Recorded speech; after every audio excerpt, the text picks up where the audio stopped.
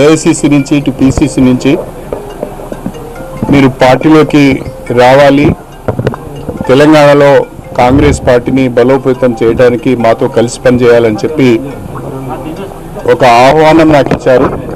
నేను ఇంకా కాంగ్రెస్ పార్టీలోనే చేరలేదు.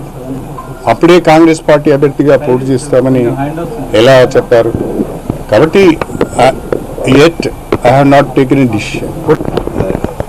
For various reasons, party is losing ground. For various reasons, people are moving away from BRS.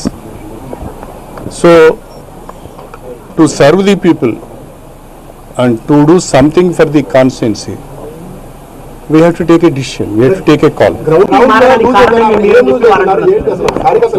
అన్ని విషయాలని తర్వాత